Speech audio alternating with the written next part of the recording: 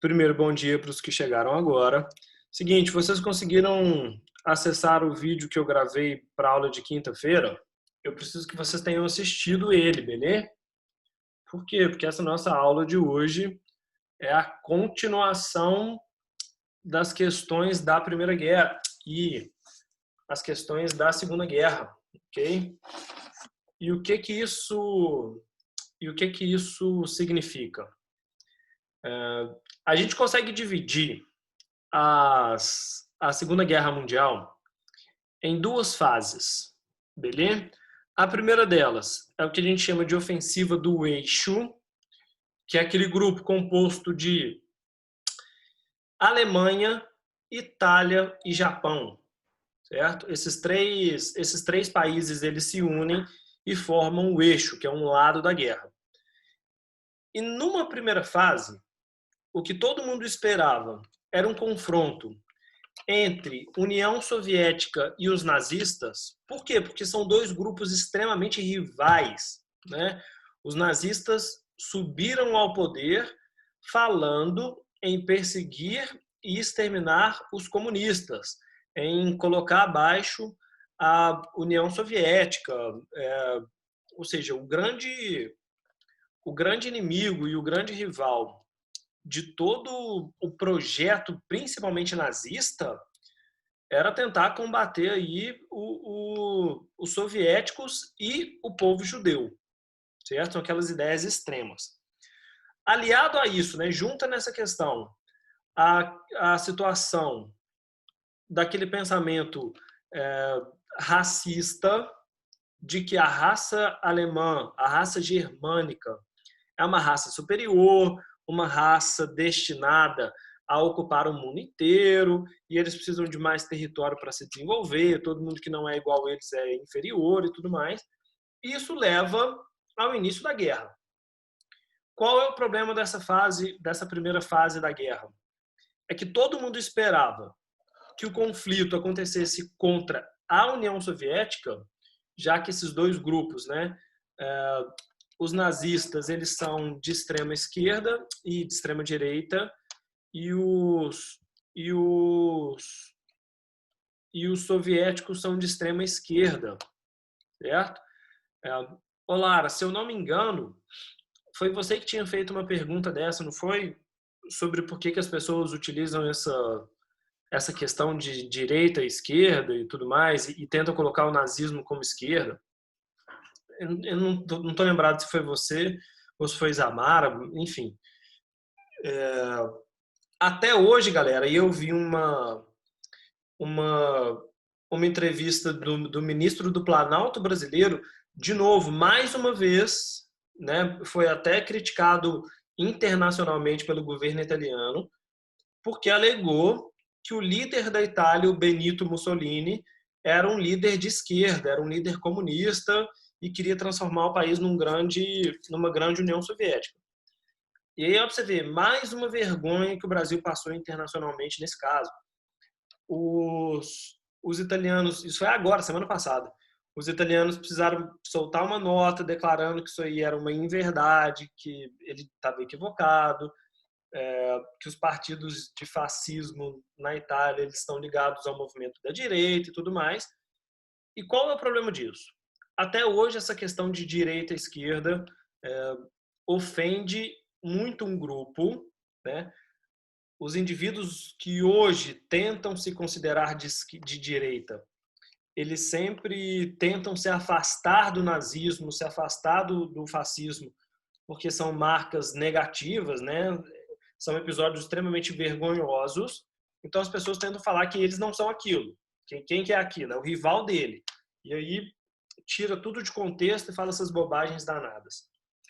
Mas dentro desse conflito, a principal rivalidade era entre nazistas e União Soviética.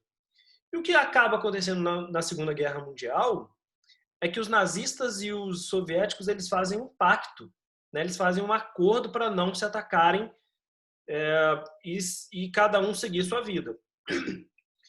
E é por conta desse acordo que a Alemanha nazista consegue lançar aí sua primeira grande ofensiva, principalmente contra a França e em seguida contra a Inglaterra. E somente depois de não conseguirem, isso foi minha aula de quinta-feira que eu gravei no vídeo lá, tá lá já. Depois de não conseguirem tomar a Inglaterra, de não conseguirem invadir a Inglaterra, de não vencer as forças da aeronáutica, né? Os aviões de guerra da Inglaterra são muito bons, né? Defendem muito bem o país.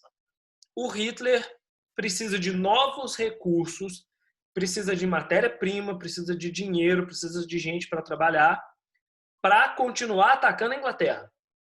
E para isso, ele comete o que depois, no final da guerra, vai ser considerado um momento de virada, né? Ou seja, os historiadores vão entender que a escolha errada que o Hitler fez no rumo dessa guerra foi romper o acordo com a União Soviética e invadir esse país.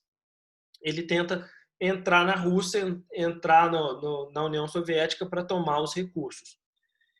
E a partir desse momento, uma nova fase da Segunda Guerra Mundial acontece.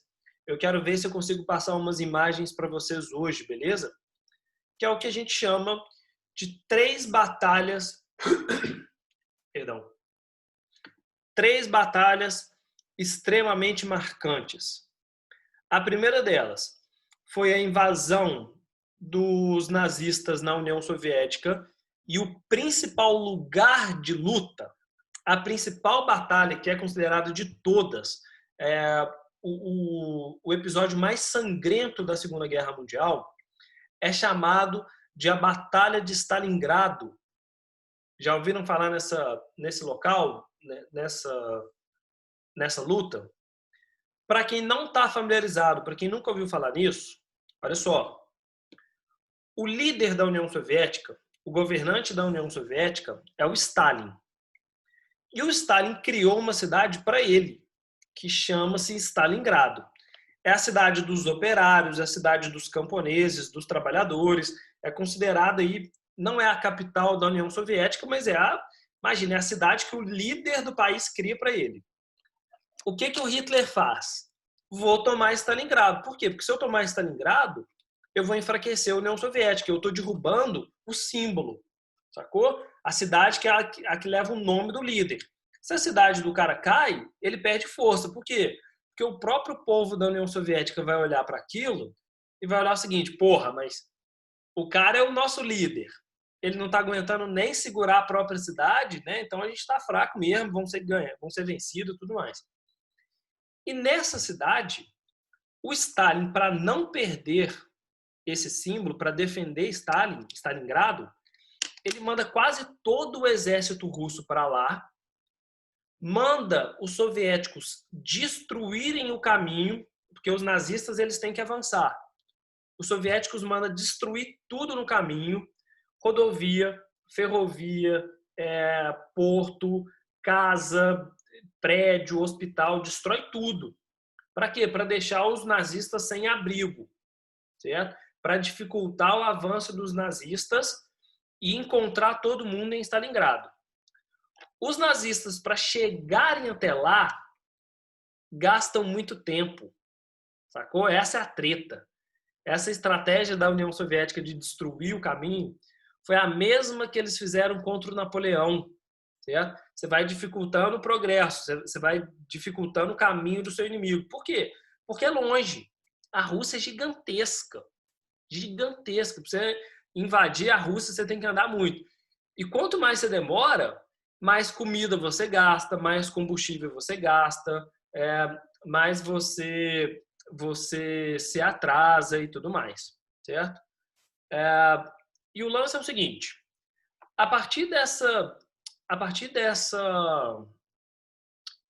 destruição, e quando eles encontram Stalingrado, o inverno está chegando, os soviéticos resistem e travam o avanço nessa cidade, sacou? Dão uma empacada lá. Só nessa cidade, galera, são 2 milhões de pessoas mortas lutando em Stalingrado, certo?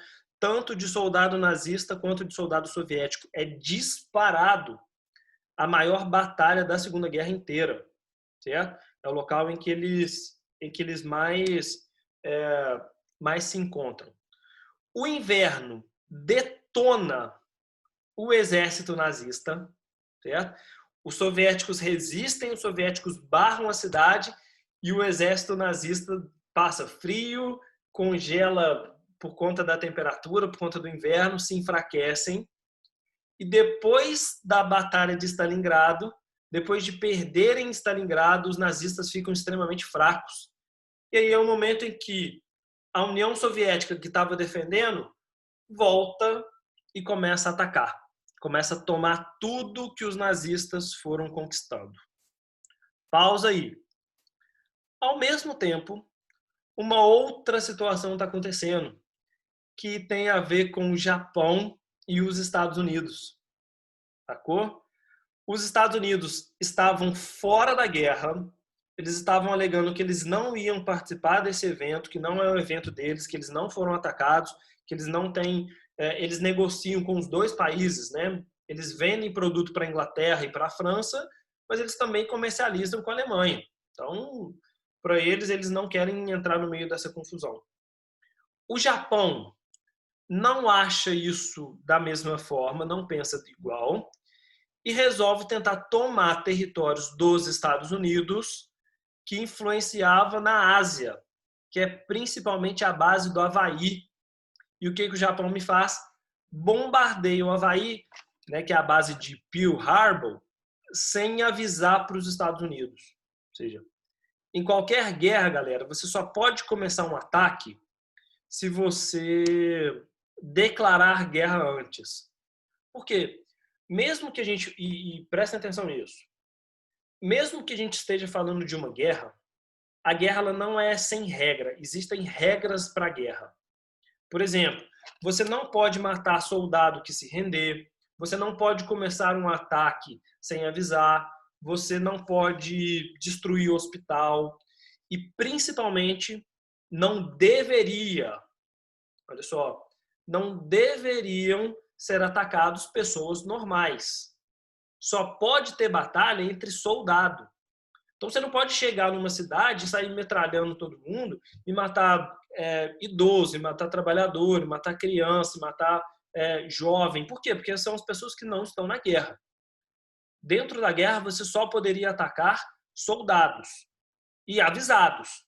A partir do momento que você declarou, você fala o seguinte, ó, tô te mandando uma carta falando que eu tô te entrando em guerra. Você está avisado, a partir de agora se prepara. Eu vou te atacar. Se não tiver soldado, aquela cidade é minha. Eu não vou matar ninguém lá, certo? Vou avançando. Não tem soldado para eu lutar, tudo que eu for tomando vai ser no do país que avançou. Teve soldado, luta entre soldados. Isso é a regra, né? o esperado. O lance é, no ataque do Japão, o Japão não declara guerra e começa a bombardear a ilha inteira. Ou seja, morre gente inocente, os soldados são pegos despreparados porque não estão em guerra, então você não tem que ficar vigiando, você não tem que se preocupar. Morre muita gente inocente, certo? E esse episódio coloca os Estados Unidos ao lado dos aliados, ok? Eles entram para lutar junto da Inglaterra, da França e da União Soviética.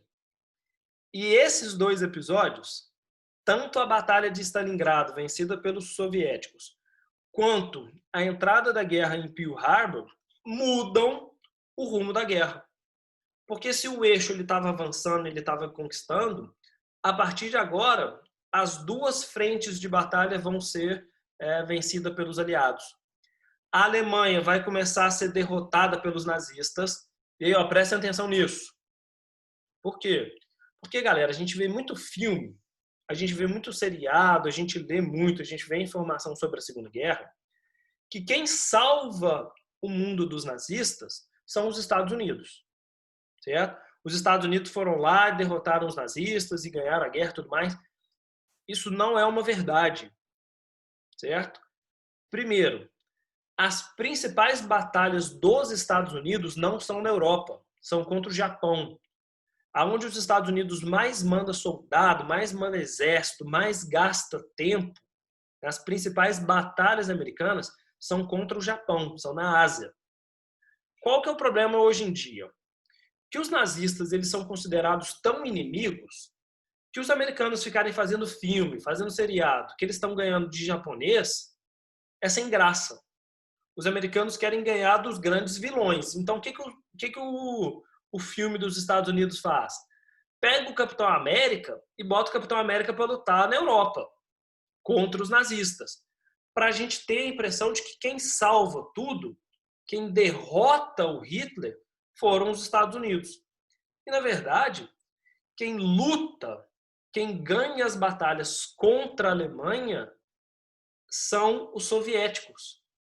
É o Stalin, que vai avançando e vai tomando todo o território. E quem chega em Berlim, ou seja, o exército que toma a capital da Alemanha, é o exército soviético, da esquerda.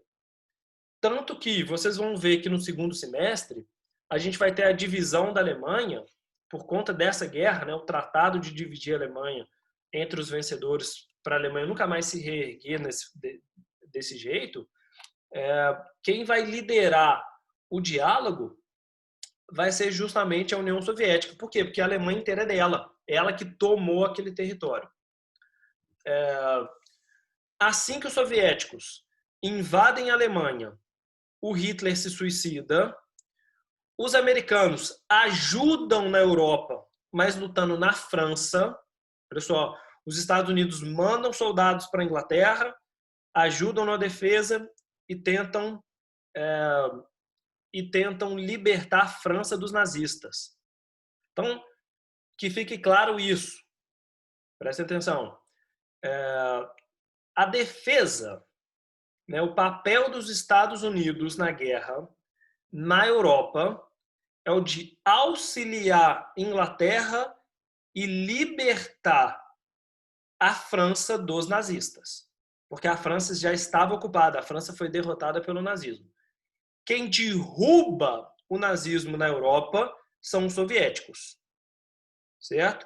Então, não caiam nesse erro de mídia, nesse erro do cinema americano, de que coloca os Estados Unidos como o grande herói, o grande salvador, o grande libertador. Eles fazem isso na França. Quem derrota realmente os nazistas são os soviéticos. Beleza? Do outro lado, aí tem um problema. A Alemanha foi derrotada pelos soviéticos, Itália cai logo em seguida com a ajuda dos Estados Unidos na Europa e tudo mais.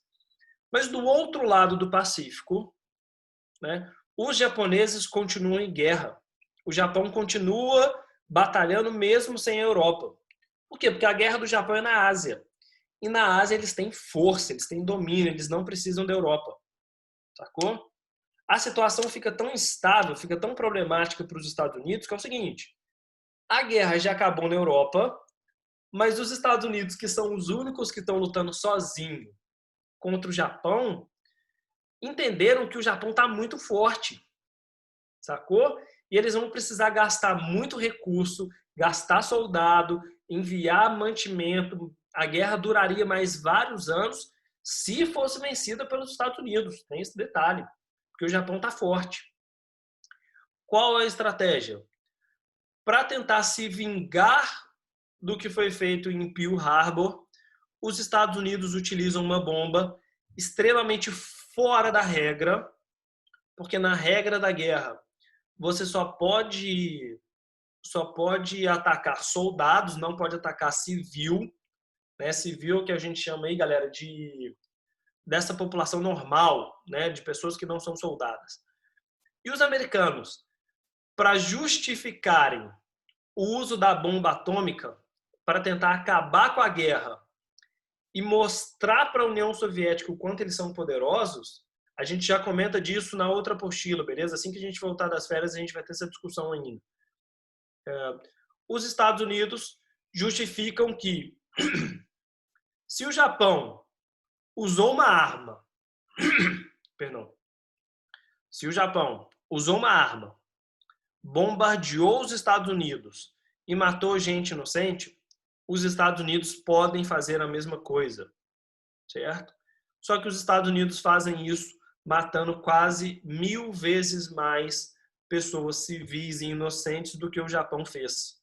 Sacou? Quando eles lançam 2 bombas atômicas em 2 cidades japonesas, Hiroshima e Nagasaki. A destruição delas é tão grande, o caos, são cidades assim imensas, cada uma delas tinha mais de 100 mil habitantes, e as cidades desapareceram em 5 minutos, que o Japão toma um susto, toma um baque, tamanho é a potência dos Estados Unidos, do armamento dos Estados Unidos, e declaram que a partir do uso dessa arma, eles estão fora da guerra e se declaram derrotados, certo? Não querem continuar lutando contra os Estados Unidos, que tem o poderio dessa nova bomba que ninguém mais no mundo tinha até então, certo? Após a derrota da Segunda Guerra Mundial dos aliados, do eixo, perdão, né, Japão, Alemanha e Itália sendo derrotadas, o mundo vai ser novamente dividido. E é isso que eu já queria que vocês entendessem. Assim que a Segunda Guerra Mundial termina, assim que as 2 bombas atômicas são lançadas sobre o Japão, uma nova guerra se inicia, que é o que a gente chama de Guerra Fria. Ou seja, Estados Unidos e União Soviética, que lutaram do mesmo lado contra o eixo, eles são grandes rivais. Eles estavam lutando juntos porque eles têm um inimigo em comum. Assim que o inimigo foi derrotado, esses 2 lados, o capitalismo e o socialismo, declaram guerra um contra os outros, certo? E aí inicia uma nova fase de guerra, que é a chamada de Guerra Fria. Já ouviram falar nisso, não já? Deixa eu tentar passar para vocês um vídeo, pode ser? Deixa eu compartilhar aqui, peraí. Só um minutinho. Me falem aí, por gentileza, galera, se está aparecendo para vocês, ó. Peraí. Apareceu? Apareceu. Sim. Ótimo, ótimo, ótimo. Esse trechinho, galera, é um ataque é um filme que retrata o ataque do Japão sobre a base americana do Havaí. Os aviões que vocês vão estar vendo são os aviões japoneses. Os americanos estão dentro dos navios e no solo. Beleza?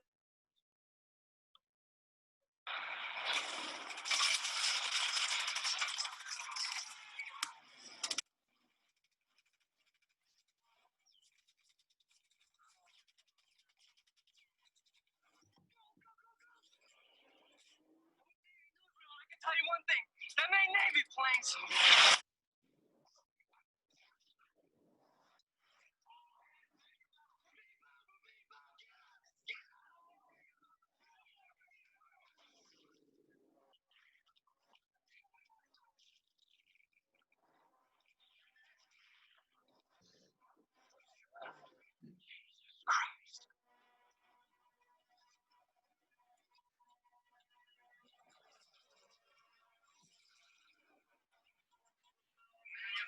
Another dumb drill.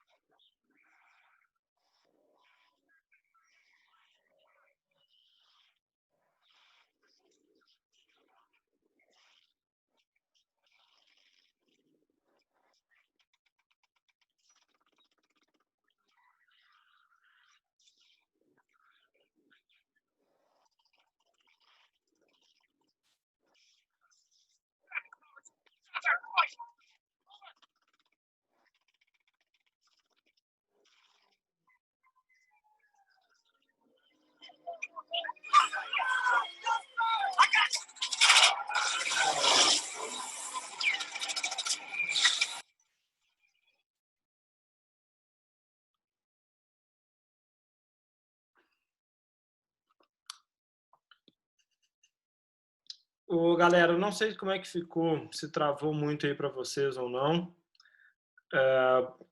mas Ô, Pedro, diga.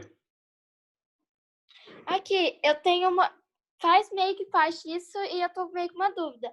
A União Soviética é a Rússia? Isso, é a Rússia, só que ela muda de nome.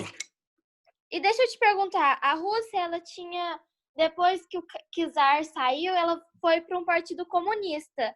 E aí você falou que depois de um tempo isso vai acabar. Foi na Segunda Guerra Mundial que o Partido Comunista Não, acabou? não. Depois que o czar sai, quem assume o poder... Lembram dos mencheviques e dos bolcheviques? As palavras em russos que eu ensinei para vocês? Quem assume o poder na Rússia são os bolcheviques. E assim que os bolcheviques eles passam a comandar a Rússia, tiram o czar, matam o czar, eles vão transformar a Rússia em União Soviética. E a Rússia muda de nome. Certo? E o que acontece? A Rússia, que era um país extremamente pobre, sem desenvolvimento, sem indústria, atrasados na Primeira Guerra Mundial, e por isso que eles perdem, né? Por isso que tem a Revolução, porque o czar não dá conta, o país ele nem se compara aos grandes países europeus. De repente, com o governo dos comunistas, né, com o governo dos bolcheviques, esse lugar se torna uma grande potência. Só que ela já mudou de nome, ela é a União Soviética. Certo?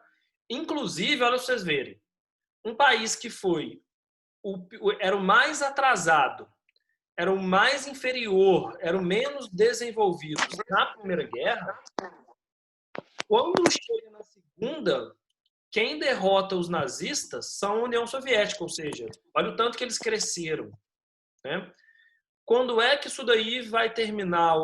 Quem perguntou? Isamara ou Ana Luísa? Isso. Tá. Para mim não tinha aparecido. Aí tem horas que a voz de vocês, gente, fica tudo igual. Tudo doido. Mas se liga. Presta atenção. Na hora que a Segunda Guerra Mundial termina, a vitória dos soviéticos, que é o novo nome da Rússia, né? A Rússia, quando ela se torna socialista, ela passa a se chamar União Soviética, ou Isamara. Quando eles vencem a Segunda Guerra Mundial e vencem o nazismo, eles, na verdade, são o país mais forte do mundo. Sacou? Eles acabaram de derrotar praticamente sozinhos o país que todo mundo tinha medo, que era a Alemanha nazista. E isso vai deixar a União Soviética ainda mais forte. Eles só vão desaparecer, a União Soviética só termina nos anos 90. Então tem pouco tempo atrás que ela deixou de existir.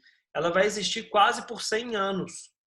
Só que depois da Segunda Guerra Mundial, nesse episódio agora que a gente viu, até ela deixar de desaparecer, os dois países vão estar em guerra. Estados Unidos contra a União Soviética.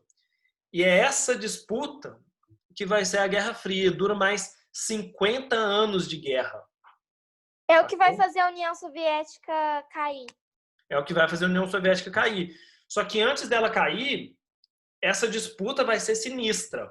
Essa Guerra Fria. Mas a gente ainda não estudou não, beleza? Certo? Por hora, ela acabou de se tornar uma grande potência. A gente ainda vai ver os vários episódios em que ela melhora muita coisa e, ao mesmo tempo, ela também já começa a entrar em declínio. Beleza? Mais alguma dúvida? Ficou claro isso? Certo? Ou não?